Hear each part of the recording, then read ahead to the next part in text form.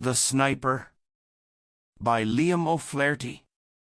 The long June twilight faded into night. Dublin lay enveloped in darkness but for the dim light of the moon that shone through fleecy clouds, casting a pale light as of approaching dawn over the streets and the dark waters of the Liffey. Around the beleaguered forecourts the heavy guns roared.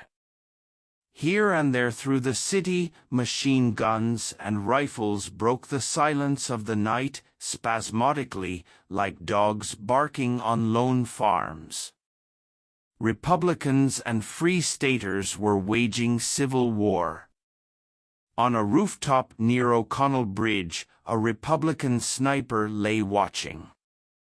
Beside him lay his rifle, and over his shoulders was slung a pair of field glasses. His face was the face of a student, thin and ascetic, but his eyes had the cold gleam of the fanatic. They were deep and thoughtful, the eyes of a man who is used to looking at death. He was eating a sandwich hungrily. He had eaten nothing since morning. He had been too excited to eat. He finished the sandwich, and, taking a flask of whiskey from his pocket, he took a short draught. Then he returned the flask to his pocket. He paused for a moment, considering whether he should risk a smoke. It was dangerous. The flash might be seen in the darkness, and there were enemies watching. He decided to take the risk.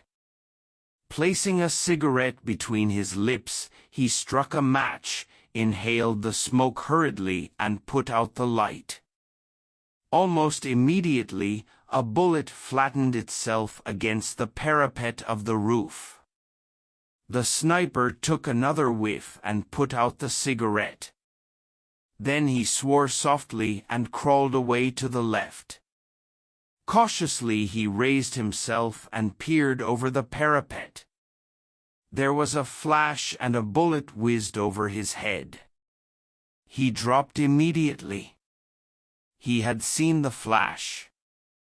It came from the opposite side of the street. He rolled over the roof to a chimney stack in the rear and slowly drew himself up behind it, until his eyes were level with the top of the parapet. There was nothing to be seen, just the dim outline of the opposite housetop against the blue sky. His enemy was under cover. Just then an armored car came across the bridge and advanced slowly up the street. It stopped on the opposite side of the street, 50 yards ahead. The sniper could hear the dull panting of the motor. His heart beat faster. It was an enemy car.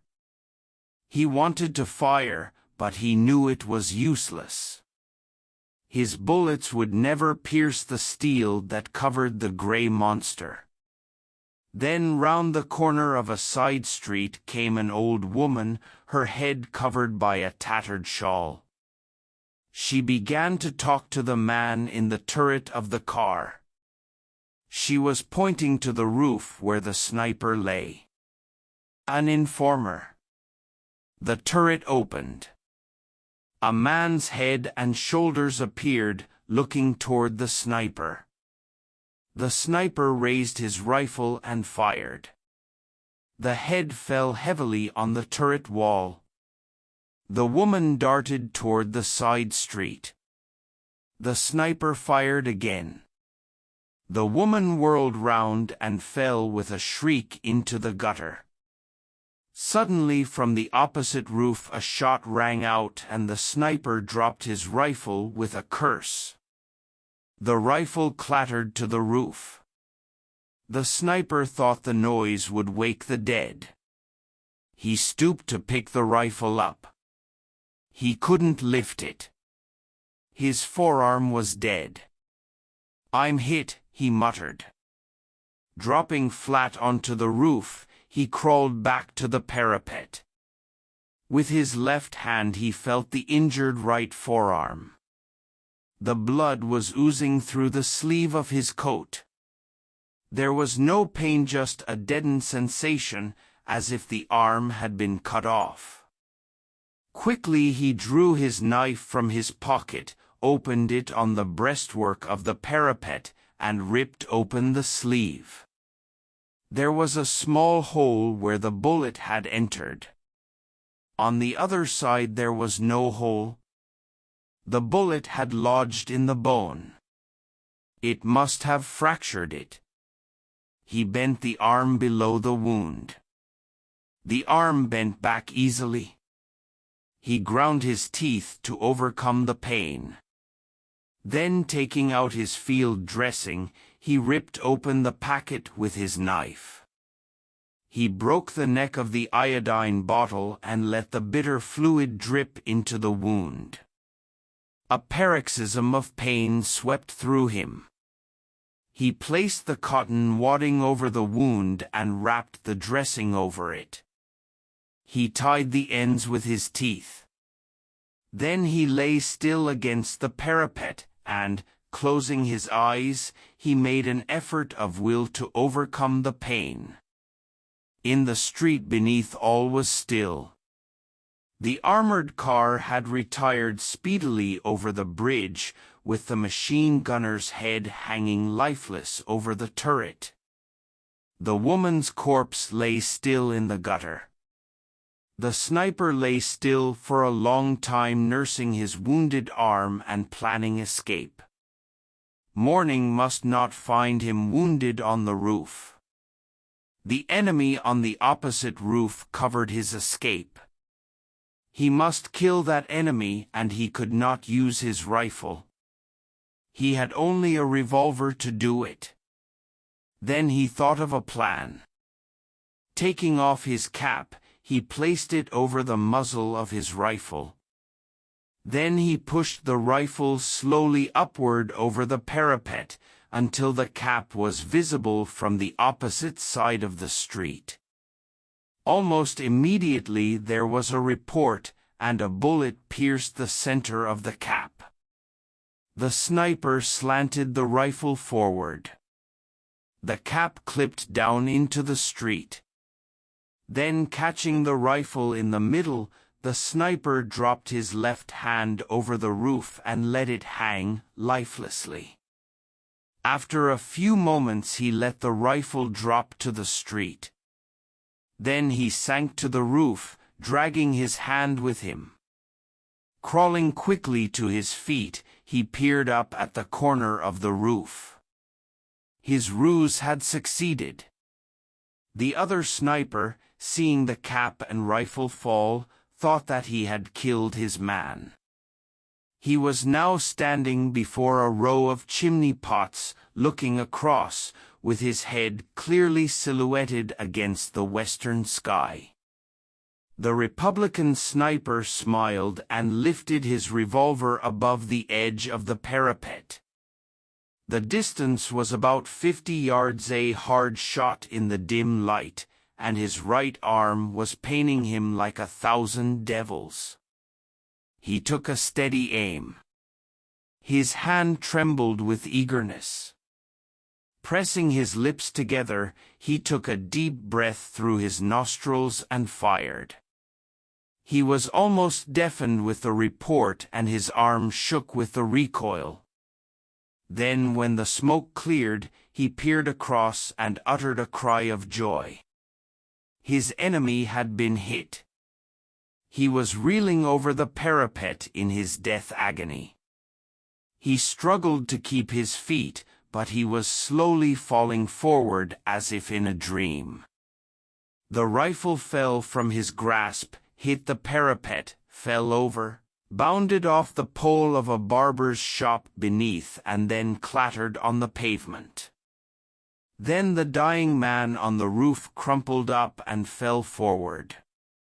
The body turned over and over in space and hit the ground with a dull thud. Then it lay still. The sniper looked at his enemy falling, and he shuddered. The lust of battle died in him. He became bitten by remorse. The sweat stood out in beads on his forehead.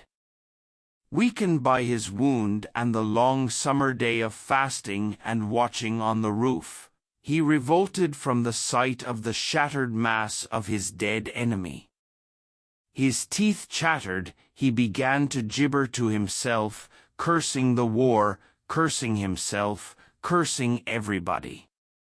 He looked at the smoking revolver in his hand, and with an oath he hurled it to the roof at his feet. The revolver went off with a concussion and the bullet whizzed past the sniper's head. He was frightened back to his senses by the shock. His nerves steadied. The cloud of fear scattered from his mind and he laughed. Taking the whiskey flask from his pocket, he emptied it a draught. He felt reckless under the influence of the spirit. He decided to leave the roof now and look for his company commander to report. Everywhere around was quiet. There was not much danger in going through the streets. He picked up his revolver and put it in his pocket. Then he crawled down through the skylight to the house underneath. When the sniper reached the laneway on the street level, he felt a sudden curiosity as to the identity of the enemy sniper whom he had killed. He decided that he was a good shot, whoever he was. He wondered, did he know him?